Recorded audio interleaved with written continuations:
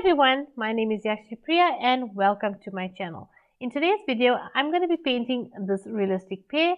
Feel free to join me and paint with me if you'd like. All the supplies I'm using will be listed in the description box below.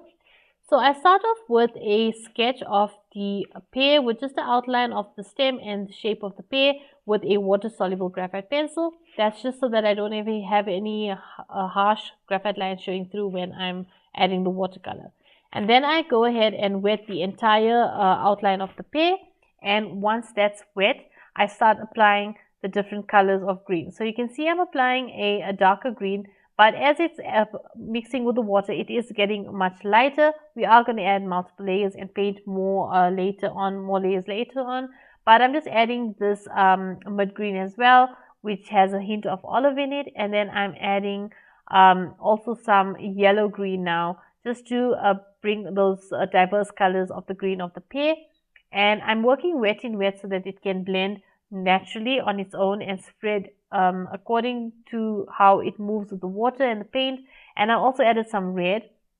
That's all just to create that colors of the pear, as well as create diverse colors, as well as create some texture. So you can see I'm adding more paint over the wet paint. I haven't dried it as yet. I'm still working wet in wet, and I'm adding the different greens. Now I'm looking at my reference photo and I'm following that and seeing more or less where the areas are where the darker greens are, where the yellow greens are, and where the mid-tone green is with a bit of olive. And I'm following that. Even the red, I'm looking where that goes, and I'm just applying it and basically letting it move on its own and blend with the wet paint, because the paper is quite wet. There are multiple layers of water I've added, as well as paint. So now I'm drying that, and you need to make sure that it dries really thoroughly before we move on to the next step. Now you'll see that it became very washed out once I dried it, but that was because I added a lot of water when I was applying the paint. Now I'm going to start painting in with more pigment, and now we're going to actually start creating the texture and the look of a realistic pear. So you can see now I'm going in with some darker green on the areas around the bottom of the pear, basically following the same steps that I used initially, but I'm not working completely wet in wet. I'm working wet on dry. So and then I'm using a damp brush just to blend out the edges so that it blends into the background. Because with watercolors, if you leave it to dry as without blending out the edges, you're going to have some harsh lines showing through, and we don't want that to show through because the pear doesn't have harsh lines on it. So we need to blend out the edges of the color that we're applying, just so that we can smooth it out and it can blend with what we've already applied to the background. That helps for us to create another layer and create the texture of the pear as well. So you can see now I'm starting to add the yellow green as well, and then using a wet brush just to blend it out and blend it in with the background.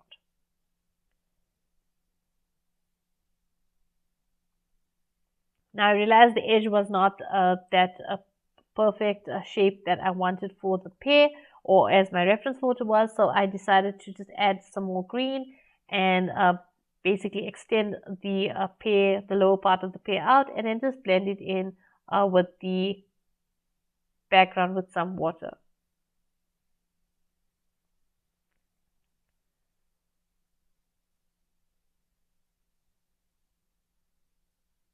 You can see I'm just adding more colors and then just blending it out and smoothing it in, not smoothing it, but using the wet brush just to blend it in with the background and the other colors that I have already applied.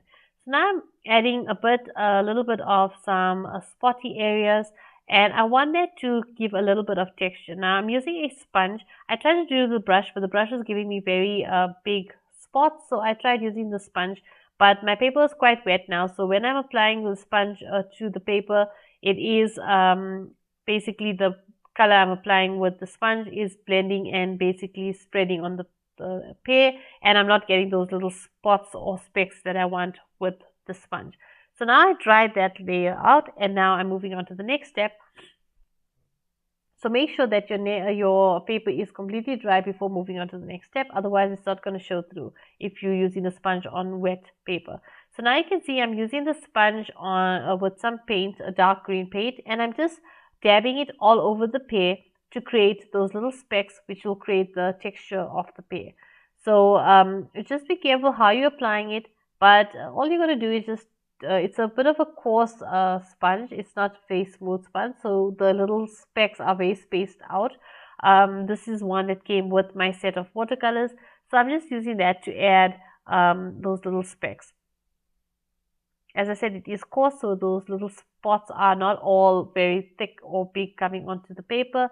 It's going very it's very spaced out as I'm applying that the sponge with the paint. So now you can see I'm just painting in the stem. Now I've just put a layer of brown just to get the stem's position in. And I'm just drying that with a hairdryer.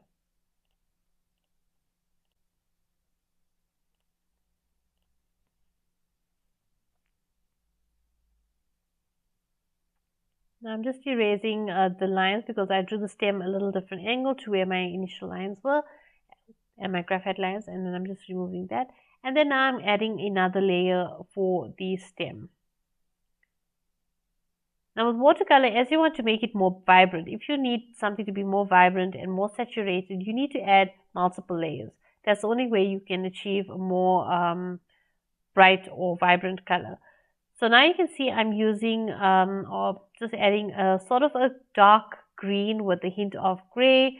I'm just creating the shadow of the pear, and then I'm adding some darker greens for the shadows on the pear. So this you need to look at the reference photo and see where the areas are that are darker, where the shadows are falling on the pear, or the darker areas of green, which are your shadow areas on the pear. And then you just need to apply according to your paint according to your reference photo. So this you need to study your reference photo, see where the shadow areas go, and then just apply the paint and then blend it out so that it can really look like a shadow area of the pear. And you can see that our texture of the pear is actually turning out really realistic as we're adding the layers. So now I'm just drying that again. I just want to darken up the shadow a bit more. Now remember the shadow, I got a hint of some green in it just so that it looks like it's part of the pear and the light is hitting it, and that color is also on the surface where the shadow is falling. So I'm just adding a bit more of that yellow green just to get that pear looking vibrant, and just to bring out a bit more of that yellow green color that's on the pear. And then now I'm adding a bit more shadow to the stem with some darker brown.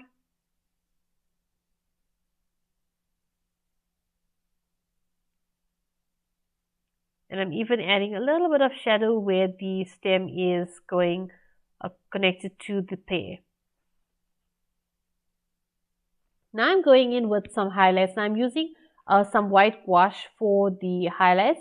You can see I'm applying the white gouache, and then I'm using my finger just to basically smear it and make it a bit more not so bright. It must just have a white look but not be too shiny.